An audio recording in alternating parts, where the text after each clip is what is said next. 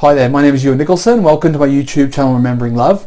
The title and topic of today's video is why your dreams matter, why you should give serious consideration to your dreams and your dream life.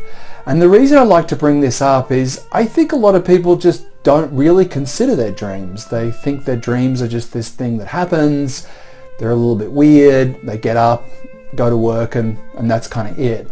And we're told, what our dreams are is, our subconscious processing stuff. And I think if you were to ask the average person on the street, a vox pop of, what do you think dreams are? Most people are going to give you some version of that. Oh, it's something to do with subconscious, there's subconscious replaying things. And it's just kind of left at that. And what I'd like to explore in this video is just how weird and how bizarre an actual dream is. And I think when you can get your head around just the weirdness and the utter bizarreness of how a dream is constructed and why it's constructed and what constructs it, I think it will make you pay serious consideration. I think when you really take in, this is what a dream is, this is how you end up with a dream, you stop a little bit and say, wow, isn't that interesting? That makes me curious as to kind of why that is and what that is. And I'd like to share with you that very thing. Like when we deconstruct what a dream is, we uncover this very fascinating and bizarre reality. So let me explain that. And at the end of it, I believe if you carry watching this video and right now you don't really consider your dreams that important, I would like to propose by the end of this video, you will. And if I haven't, then this video has failed. But if you have, then it will be a real success. And I believe if you stick it out to the end, I will be able to convince you and compel you why your dreams are worth serious consideration. So let's look at it this way. You have this dream, and you're told, oh, it's just your subconscious replaying things, and there's a weirdness to it, and you're going over memories, but that's kind of all it is. But you have to really stop and think. When a dream gets created, what creates it? How is it created? Why is it created? Now what we're told, it's your subconscious, but what does that mean? Like really? It's our subconscious? Like really? What does that even mean when we say it's our subconscious and we don't go deeper than that? And when you look at it, when you think about a dream, it gets really interesting when you look at how it's constructed. And more importantly, who and why. Because when you say you're subconscious, you can say it like it's this other thing, as opposed to, no, it's you. You are your subconscious. It's not some separate entity. It's you. And what it pertains is a consciousness that's under, or unconscious, or subconscious, or hidden conscience. So it's an entity that is you, but you're not aware of it, but it is aware of you. And this is what we start to see in dreams. So imagine one morning you wake up and you walk into your kitchen and there's a meal prepared. A delicious meal made of various assortments and fruits, vegetables. Sometimes it's weird, sometimes it's tasty, sometimes it's disgusting. And with that meal there are a series of little notes, cryptic messages about your day, about your past, about your future. And you get up every morning and it's there. Now the first thing you would ask is, who's building that meal? Who's creating that meal? Who's writing these messages? And you ask your wife or your husband or whoever, who's doing this? Why is this meal there every morning? And they say to you, oh, you do it. You get up every night out of your bed, you go to the kitchen and you spend a couple of hours preparing this meal for yourself. And you also then write all these little messages, these cryptic little messages for yourself. Oh, okay. So there's this me getting up, preparing this thing for me. But to do that, it has to have some agency. It has to have some mind of its own that is my mind. So when you think about a dream, you go into a dreamscape.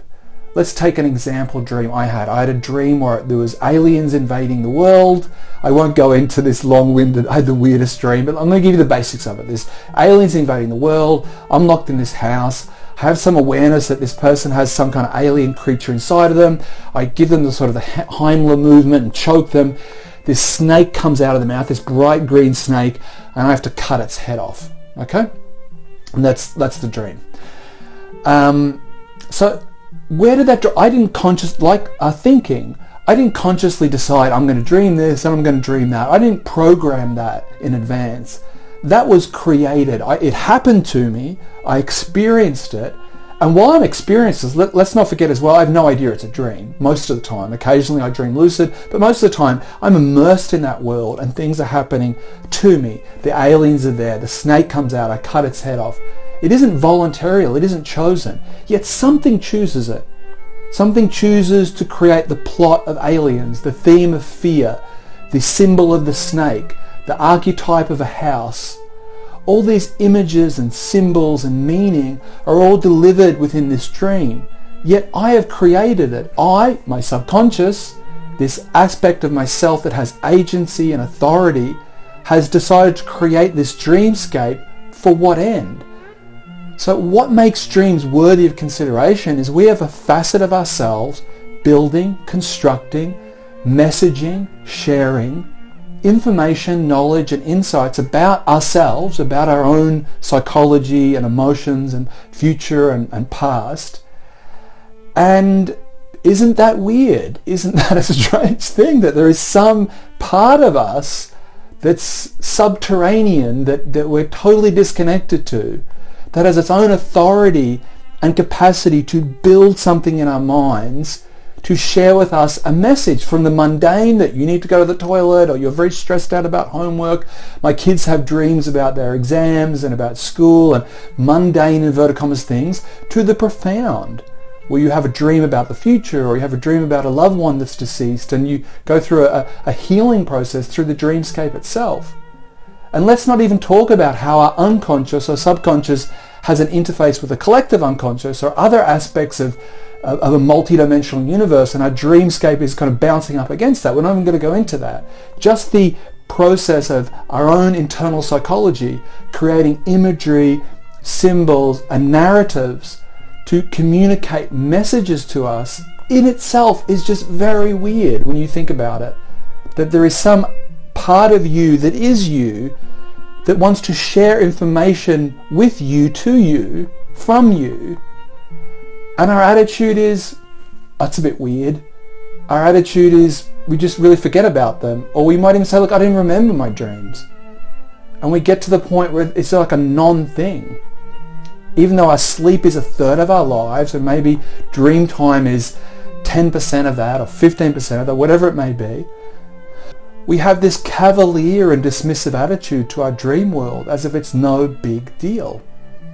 But if you got up in the morning and put on virtual reality goggles and every morning there was a new story and a new plot and a new movie through your VR set to watch that had compelling images and stories about who you are and what was going on in your life, and you never thought to think, who created that? Who put that movie inside my VR goggles? And it's so immersive, I forget that I'm wearing VR goggles. I think it's real. And I have that experience every day, and my attitude is, whatever. My attitude is, it's not such a big deal. It's just our subconscious. Without really unpacking and saying, well, if it is, isn't it an odd thing that your subconscious can do that? It can build, create, and give you information about yourself from yourself. I think it's a bizarre thing.